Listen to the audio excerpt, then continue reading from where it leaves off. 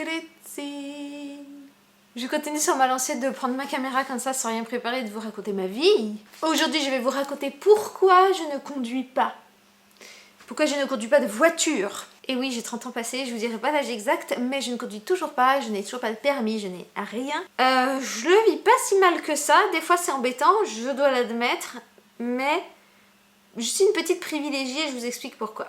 Alors déjà, il faut savoir que quand j'avais l'âge de le passer, donc à partir de 18 ans, je vivais en région parisienne, dans le Val d'Oise, et c'était certes une petite ville de campagne, mais qui avait une gare qui faisait jusqu'à Paris Nord direct. Du coup, c'était trop pratique, parce que quand j'ai commencé mes études et que c'était à la Sorbonne Nouvelle, j'avais juste mon petit train à prendre et à y aller, donc j'avais pas besoin de voiture. Après, j'ai travaillé un petit peu, j'ai fait comme job étudiant, j'étais animatrice périscolaire, et alors là, le truc royal, et c'est pour ça d'ailleurs que je suis restée des années, c'était royal, l'école où je travaillais, c'était la voisine de mes parents en fait, je pouvais presque passer par le jardin en escaladant le grillage, vous voyez. Donc dans les faits, j'avais 5 secondes de trajet à pied pour aller au travail, tous les jours pendant des années. Ça c'était tellement bien. Mais du coup, quand j'ai commencé à travailler, je me suis dit, c'est peut-être l'occasion, maintenant que j'ai un petit peu d'argent de côté, de passer le permis.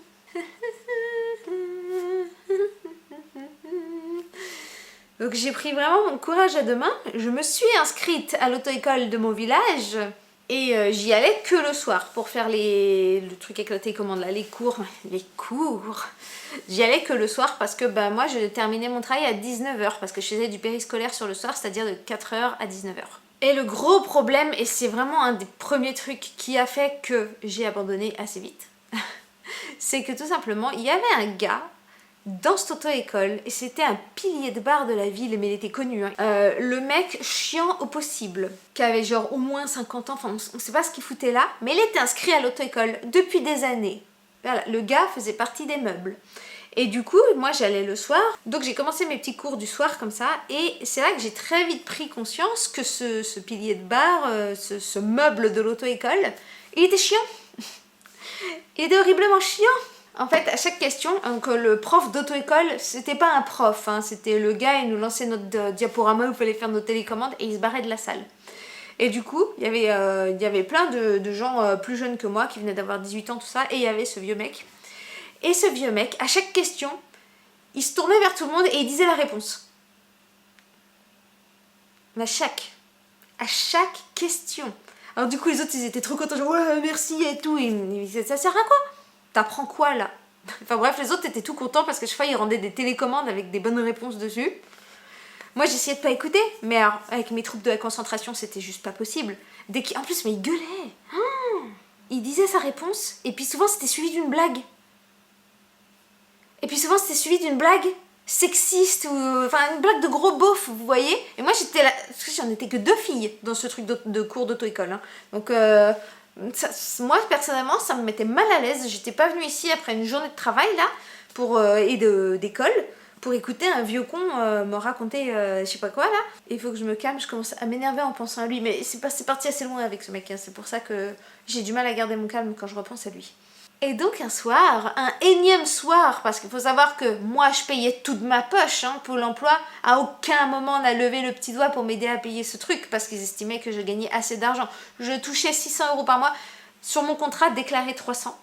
Mais comme je faisais des heures supplémentaires, j'avais monté jusqu'à 600. Et donc apparemment c'était trop d'argent pour que je bénéficie d'aide. Donc je payais tout de ma poche. Et moi j'avais envie de réussir, et j'y arrivais pas avec lui. Donc un soir, j'en avais marre. Je lui ai dit clairement, s'il vous plaît, est-ce que on peut faire ça sérieusement? Parce que moi je peux pas venir toute la journée, je peux venir que de temps en temps le soir, donc j'aimerais bien faire ça proprement. Et je me rappelle que tout le monde s'était tourné vers moi en mode oh la casse-couille. Ils m'en ont voulu, Le reste du cours c'était tendu dans le truc. Et à la sortie, je vois le groupe de mecs avec ce pilier de bar là, ils étaient en groupe. Et ils étaient en train de, juste à ma sortie à moi de la salle, en train de se foutre de ma gueule. Mais alors là, c'était pas le jour, les gars. Faut que je vous explique un petit peu le contexte. En fait, j'étais dans une période de ma vie où j'étais assez agressive. Parce que j'avais eu des problèmes avec mon ex, parce que j'avais eu des problèmes avec la personne que j'aimais, parce que c'était vraiment monstrueux. Mais vous avez même pas idée de la quantité de problèmes. Voilà. Du coup, j'étais assez sur la défensive et je supportais pas qu'un homme me parle mal. Je ne supportais pas ça. Ah, clairement, mon féminisme, il s'est radicalisé sur cette période de ma vie parce que c'était à la suite plusieurs hommes qui m'ont piétiné comme un paillasson. Non, voilà, c'était vraiment pas le moment de me chercher. Donc j'entre, il se moque comme ça. Et puis je me retourne et je dis pardon, j'ai pas entendu. Puis tous ils me regardent genre effarés que j'ai osé répondre parce qu'ils pensaient vraiment que j'allais tracer et puis laisser tomber quoi. Et puis je m'approche d'eux, je dis vous avez dit quoi là? Et puis il y a un des plus jeunes qui essaye de désamorcer en disant non, bah non, on n'a rien dit sur toi, c'est pas grave, je suis désolée. Du coup, à lui, je lui en tiens pas rigueur, je lui dis peut-être que j'ai mal entendu, ok, je laisse le bénéfice du doute, peut-être qu'il rigolait d'autre chose, mais c'est quand même bizarre, c'était juste quand j'arrive quoi.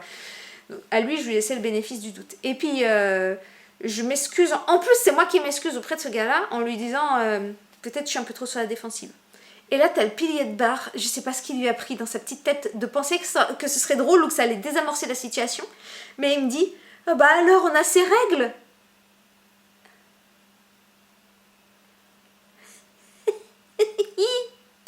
Là, j'ai vrillé.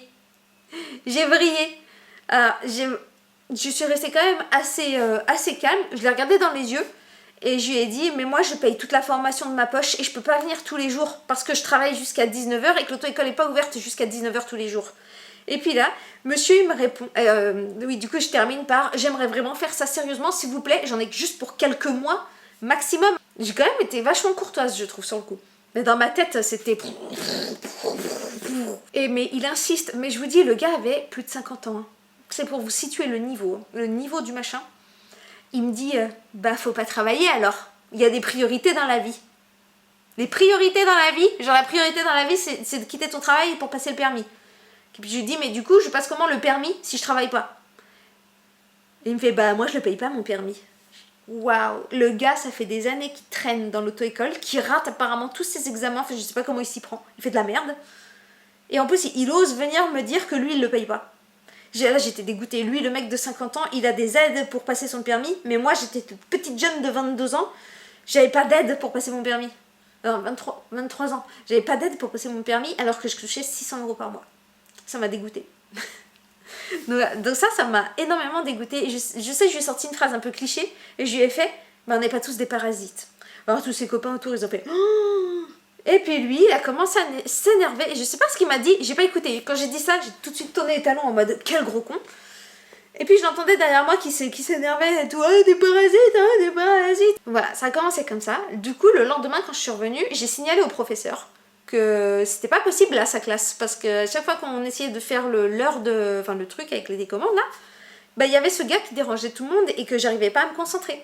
Et le prof qui me dit quoi? Il me fait oh oui, mais il est gentil, faut pas l'écouter. Faites vos réponses. Faut pas l'écouter, faites vos réponses. Et du coup, tu fais comment quand t'as un trouble de la concentration et que quelqu'un qui. Genre, dans ta tête, tu dis je vais mettre A. Et puis à côté de toi, t'as quelqu'un qui fait c'est B, c'est B, c'est B. C'est B, hein. Mettez B, c'est B. En criant comme ça, mais. Forcément que ça va me déconcentrer. Et puis il y a eu plusieurs fois j'étais déstabilisée parce que j'étais sûre d'une réponse. Lui il donne une autre réponse. Je l'ignore, je mets ma réponse. Et au fait c'est moi qui avais faux. Donc forcément ça m'a énormément perturbée. J'ai pas pu apprendre quoi que ce soit. Et le prof qui le soutient comme ça. Alors du coup ça m'a énervée. Moi j'avais plus envie de venir. Parce qu'il me stressait ce mec. À chaque fois que j'arrivais je voyais sa sale tête. Et ça, il me stressait. Voilà, j'arrivais pas à apprendre convenablement avec lui. C'était insupportable. Du coup j'ai commencé à plus venir. C'est bête, hein, je me suis mis des bâtons dans les roues à cause de lui. Et quand enfin j'ai commencé à reprendre un petit peu confiance en me disant, parce que mon frère passait le code en même temps et puis disait ouais il s'est calmé le vieux et tout, j'ai commencé à me dire bon je vais peut-être essayer de revenir. Sauf que juste quand j'ai commencé à me dire ça, il s'est passé un truc horrible. C'est encore un peu un traumatisme pour moi d'en parler. C'est qu'en fait j'étais avec un ami en voiture. Alors moi je le considérais comme un ami, lui il me considérait pas comme une amie, il me considérait comme plus et ça a causé pas mal de soucis par la suite. Enfin, bref, du coup j'étais avec cet ami en voiture qui venait d'acheter neuve et dont il venait de faire fumer les vitres à l'arrière ou je sais pas quoi là, il avait mis ouais c'est ça, il avait fait teinter les vitres parce que ça lui avait coûté très très cher et il me ramène à la maison. C'est un peu chaud pour moi d'en parler parce que j'ai encore le souvenir très très vivace. Et en fait on discutait et pas on se disputait Mais je lui avais dit ce que je savais que lui, il fumait des substances illicites juste avant de prendre le volant. Et moi, je lui ai dit, parce que moi je suis assez intransigeante sur ça, je lui ai dit c'est hors de question que je remonte dans ta voiture si t'as fumé quoi que ce soit. Et il m'a dit, mais justement, pour l'occasion, comme je savais qu'on allait se voir, j'ai rien fumé. C'était la seule fois de tous les moments où on s'était rencontrés qu'effectivement, il n'avait pas fumé. Donc pour ça, je le remercie. Mais juste au moment où on commençait un peu à se prendre la tête sur ah, mais on n'a pas plus d'accidents si on fume que si on fume pas, faut arrêter. Et moi, j'ai dit, bah si, t'as plus de risque d'avoir un accident si t'es sous emprise d'une drogue, etc. Juste à ce moment-là, on voit une voiture en face de nous, hop, qui sort de sa file comme ça, parce qu'on était sur une nationale, et lui, mon ami, roulait un peu vite, je crois qu'il était presque à 130. Et on voit qu'il commence à sortir de la file, on n'a pas eu le temps d'esquiver quoi que ce soit, on s'est fait un beau frontal. La bagnole, elle a commencé à tourner sur elle-même, elle a tapé sur un plot, parce qu'il y avait un changement de voie, elle a tapé sur le gros plot vert, là, qu'il y avait au milieu. On a retourné avant de partir dans un fossé. Les airbags qui se sont déclenchés, tout ça, bien sûr. Quand j'ai repris connaissance, parce que je pense que sur le moment où on a tourné, je me rappelle vaguement en fait, c'est pas hyper... je pense que j'étais à moitié comme ça, à cause du choc de l'airbag, parce que j'avais mal au visage. Quand j'ai vraiment repris ma conscience, j'ai vu qu'il y avait plein de fumée dans la voiture et tout, je me suis dit putain, elle est en train de prendre feu, il faut qu'on sorte et tout. Puis je me suis tournée vers mon ami qui était, qui était côté conducteur, hein, et il avait plein de sang sur le visage et il bougeait pas. Je commençais à me dire, oh mon dieu, il est mort, qu'est-ce que je vais faire et tout. À ce moment-là, la voiture, elle appelle elle-même les pompiers, parce que c'était une BMW, donc ça c'est cool. C'était une bonne chose qu'on ait été dans cette voiture.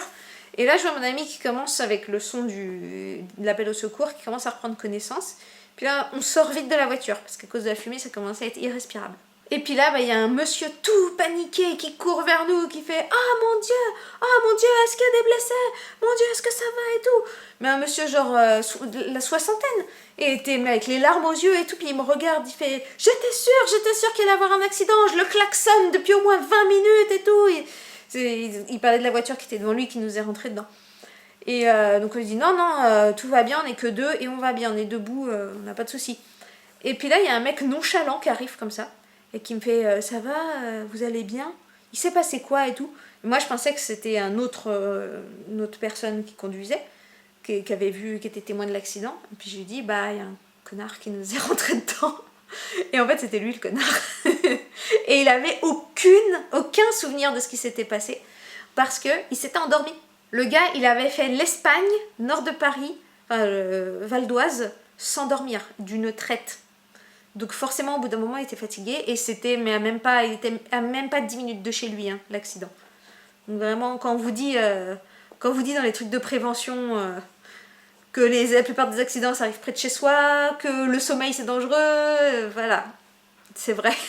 Donc là, on prend la pleine mesure de ce qui s'est passé, on regarde la voiture, elle est pliée, tout tableau de bord en fait. On aurait été dans une plus petite voiture, on était mort. C'était complètement plié, les airbags sortis. Le pire, c'était côté conducteur, parce que mon ami avait juste le réflexe de faire un peu comme ça avec son volant. Du coup, c'est lui qui s'est pris la plupart du choc. Moi, j'ai pris un peu, mais quand même moins que lui. Donc, on fait les photos. Il y a les pompiers qui arrivent. Les pompiers que même si on dit ça va, ils nous laissent pas partir, ils nous prennent de force. Et ils disent qu'en fait, cette route, d'habitude, quand ils sont appelés, ils ramassent des cadavres. C'est très très rare qu'ils ramassent que des blessés. Déjà, quand ils m'ont dit, je sais pas pourquoi ils m'ont dit ça, mais j'ai commencé à stresser à ce moment-là, j'ai eu besoin d'oxygène et tout, enfin c'est complètement... Ils auraient pas dû me le dire. Donc j'appelle mes parents pour qu'ils viennent à l'hôpital me chercher, ma mère qui y croit pas, nonchalante, hein, elle décroche le téléphone, j'ai fait ouais maman on a eu un accident de voiture, est-ce que tu peux venir nous chercher à l'hôpital et tout. Et puis elle fait ah d'accord, quel hôpital? Mais maman ta fille vient d'avoir un accident de voiture, ça te fait rien? Mais je pense qu'elle était un petit peu sous le choc parce qu'on l'a réveillée, il devait être minuit, un truc comme ça. Donc on est transporté à l'hôpital. Et moi sur tout le chemin je pensais à un truc, je pense à mon mari qui du coup n'était que ami à ce moment là avec mon mari, hein. Et j'arrête pas de penser à lui, et je me dis bah je vais lui écrire que j'ai eu un accident et tout, et en fait en écrivant j'ai eu un trop plein d'émotions, et puis c'est là que je me suis rendu compte en fait c'est avec lui que j'ai envie d'être, parce qu'à ce moment là de ma vie, vu que ça venait très mal de se passer avec mon ex, je m'étais décidée à ne plus avoir de relation amoureuse pendant très longtemps. Mais en fait cet accident ça m'a fait prendre conscience que la vie ça pouvait être très court, et que du coup j'avais très envie d'être avec mon mari / mon ami à l'époque du coup. Et c'est comme ça qu'on s'est mis ensemble, en vrai, hein. C'est suite à ce texto. Puis voilà, on a eu nos examens, mon ami il a été touché à la cloison nasale. Moi, ils m'ont rien trouvé, mais rien de rien. Pourtant, j'ai eu horriblement mal à la nuque pendant des jours et des jours et des jours et des jours. Et d'ailleurs, c'est que récemment, c'est que l'année dernière, en fait, je suis allée voir mon spécialiste pour ma maladie. Et puis je disais, mais de plus en plus, j'ai mal à la nuque et je comprends pas pourquoi. Puis il me touche comme ça, il cherche, il fait, mais vous avez une boule dans la nuque. Alors moi je commence à stresser, je fais comment ça une boule et tout, puis il est pas sûr de lui, il fait elle est quand même très dure et tout, il me prescrit une IRM. Donc je vais passer mon IRM avec produit de contraste et tout, et il voit pas grand chose, le résultat est pas très probant, donc j'y retourne. Et puis il me demande si dans ma vie j'ai déjà eu un choc, un accident de ski, quelque chose. Enfin je réfléchis, et puis je lui dis ouais il y a des années j'ai eu un accident de voiture. Et puis je me rappelle que ma tête a bien tapé comme ça, je me rappelle vraiment être tête partie en avant et que ma tête a tapé sur l'airbag assez fort et puis qu'après j'avais vraiment eu très très mal. Et en fait, en regardant bien, je m'étais fait une fissure au niveau de la colonne vertébrale, donc un peu plus et j'étais tétraplégique. Là quand j'ai su ça, je me suis dit mais quelle horreur! Quelle horreur! La vie, elle tient vraiment à pas grand chose. Enfin bref, du coup, à ce moment-là, juste après l'accident, je ne savais pas que j'avais ça. Heureusement, j'ai pas beaucoup bougé, j'étais en arrêt maladie, je suis pas allée bosser ni rien. Et j'avais une minerve à la maison, donc je l'ai mise tellement j'avais mal. Et bah forcément, devinez qui a commencé à développer une phobie de la voiture. J'arrivais plus à monter dans une voiture, hein. Bon pas très longtemps, mais j'arrivais plus à me dire on va faire un grand trajet, ou un trajet de nuit, ou l'autoroute ou les nationales, quand ça roulait vite, j'étais pas bien. Heureusement, j'ai réussi plus ou moins à combattre ça, mais ça a donné que je me suis désinscrite de l'auto-école. Et voilà, cette phobie, elle s'est énormément installée. Et encore maintenant, alors que ça fait des années que ça s'est passé, j'ai pas réussi à la combattre. J'ai juste réussi, là, dites-vous, en Suisse, j'ai réussi à passer le bon samaritain. Parce qu'en fait, le système du permis est très différent. D'abord ici, après je sais pas si c'est dans tous les cantons comme ça, mais vous devez d'abord passer un bon samaritain. Donc en gros, c'est les premiers secours. Après, vous devez passer la théorie, la sensibilisation. Donc je pense que c'est tout ce qui est sensibilisation aux accidents de la route, tout ça. Enfin, je pense qu'on va nous dire les risques au volant. Je crois aussi qu'on apprend un peu à changer les roues, enfin toute la partie un peu mécanique. Et après seulement c'est la partie où on conduit. Et si on rate, sachez-le, plusieurs fois, il faut aller voir un psychologue. Enfin bref, du coup j'ai juste trouvé le courage, juste avant le Covid, genre un mois avant que vraiment le Covid se déclare. J'ai trouvé le courage de passer le bon samaritain. Et là aussi, ça a été... Mais alors, le sort s'acharne sur moi au niveau du permis, je vous jure. Donc, c'était sur un week-end. Donc, le samedi, je passe mon truc hyper bien. En plus, j'étais dans un super bon groupe. On était genre 4 et c'était 3 femmes. Ah non, attendez. Ouais, si, c'est ça. On n'était que des femmes. En homme, il n'y avait que le moniteur. Et c'était super cool parce que l'ambiance était hyper détendue et tout. On se jugeait pas les unes les autres. Moi, j'ai adoré. Et deuxième jour, je mange des concombres qui traînaient dans le frigo depuis un moment avec la sauce et tout ça. Puis je me dis ouais j'ai trop faim de concombres alors je mange les concombres. Sauf que j'ai vomi mais instantanément, genre 1 heure après, j'ai fait que vomir, une fontaine la meuf. Du coup j'ai pas pu y aller. Et j'ai demandé est-ce qu'on peut me transférer le dernier jour sur un autre week-end. Comme ça voilà je passe mon bon samaritain. Et ça n'a pas été accepté. Et ils avaient plus de place avant un petit moment. Du coup j'ai dû redécaler et refaire mes 2 jours. Et ça c'était super chiant. Donc désagréable, 2 jours désagréables, mais heureusement je l'ai eu, le truc. Donc voilà, ça c'est fait, sauf que c'est valable 5 ans et ça va faire, du coup depuis avant le Covid, ça fait 3 ou 4 ans maintenant que je l'ai passé. Et il va falloir que je me bouge très très vite pour passer le code. Mais le code, j'y arrive pas. J'y arrive pas, j'ai un blocage. Et j'ai un blocage, et ça c'est à cause du vieux dans la ville de mes parents qui m'a traumatisé du code. Enfin voilà, c'est pour ça que j'ai toujours pas le permis, parce que j'ai peur de la voiture. J'ai traumatisé de mon accident. J'ai pas envie de passer le code parce que j'ai pas envie d'être avec des gens que j'aime pas. Et je trouve que tout ce qui est les cours de conduite, le code et tout ça, c'est un milieu vachement masculin, vous voyez ce que je veux dire? En fait, seules les femmes vont un petit peu comprendre ce que je vais dire, mais quand t'arrives là-dedans et que t'es que 1 ou 2 femmes sur tout un groupe de jeunes de 18 ans et que c'est que des mecs et puis ils sont là à faire les coqs et tout, à s'imposer, toi t'es un petit peu en retrait, tu vois. Et ça donne pas hyper envie. C'est pour ça que j'aime bien par contre le système en Suisse au niveau du code, parce que le code je peux l'apprendre là sur mon PC, il suffit que j'achète un logiciel, je l'apprends, je révise et tout ça, et je me présente pour l'examen. J'ai pas besoin d'être dans une salle avec des gens pendant des semaines et faire comme ça avec la télécommande pour m'entraîner. Donc déjà ça c'est le gros point positif, et du coup je sais que en Suisse ça va être plus facile pour moi de passer le permis que si je devais le passer en France. Mais voilà, tout ce blabla pour vous expliquer que voilà, j'ai peur de la voiture. Je suis traumatisée de ça. Donc c'est pas facile pour moi quand on se moque parce que j'ai pas le permis. Bon, en général, les gens comprennent quand je finis par expliquer que j'avais eu un très gros accident de voiture qui était très très impressionnant. Là, ils comprennent un petit peu pourquoi j'ai peur de reconduire. Mais c'est vrai que ça fait un peu, ouais, les femmes, danger au volant, mort au tournant, tout ça. Je suis pas sûre qu'on soit plus dangereuse que les hommes. Même d'ailleurs, j'avais eu des statistiques comme quoi c'est les hommes qui sont plus dangereux que les femmes. Après, à savoir la proportion, y a-t-il vraiment beaucoup plus d'hommes que de femmes qui conduisent? Je sais pas. Faut voir les statistiques, hein. Moi je suis pas très douée pour ça. Enfin bref, je vais conclure, j'ai pas mal digressé. Désolée. Je vous dis à très bientôt pour une autre story time ou une vidéo sur la Suisse ou une vidéo contre les légendes. Et puis tout de bon.